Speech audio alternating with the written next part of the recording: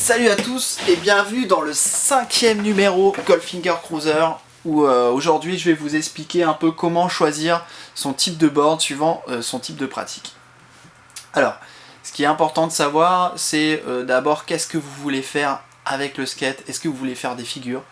Est-ce que vous voulez juste vous balader tranquille, pépère sur la route ou sur la digue avec vos amis? Ou alors vous voulez faire de la descente? Ou alors...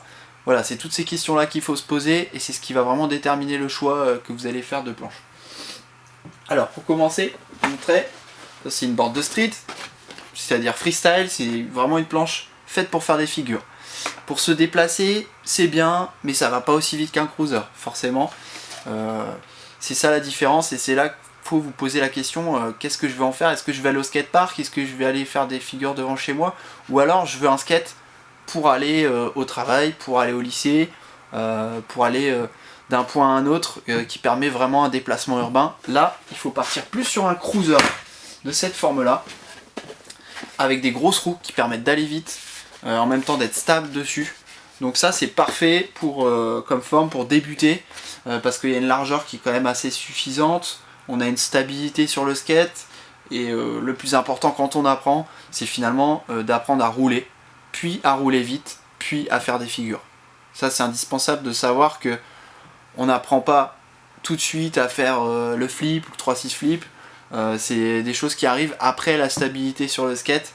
Même si moi j'ai commencé par le street, je sais que voilà, on peut très bien commencer à apprendre avec un cruiser ou une longboard, à être stable sur le skate, à avoir une bonne proprioception au niveau des pieds, pour bien capter la planche, et après on passe sur une board street par exemple pour faire des figures. Ensuite vous avez le longboard. Alors ça c'est très stable, c'est très agréable à rouler, par contre c'est pas très maniable, donc en ville faut pas vous attendre à pouvoir slalomer entre les gens et faire ce que vous voulez. Ça va surtout tout droit, hein. On peut faire des petits virages mais ça va beaucoup tout droit. C'est très bien en bord de plage, c'est très bien pour faire sur des lignes droites ou sur une voie cyclable où on sait qu'on roulera tranquille et qu'on ne devra pas bouger et pas faire de ollie parce qu'on ne peut pas sauter les trottoirs avec, vu qu'on n'a pas de tels qui le permettent. Donc c'est vraiment pour faire de la balade. Voilà, c'est ce qui va déterminer votre choix de pratique. Voilà, j'espère que ça vous a plu, j'espère que ça peut vous aider encore dans le choix de votre skate, et je vous dis à très bientôt dans un autre numéro. Ciao ciao, keep skate cool, fat.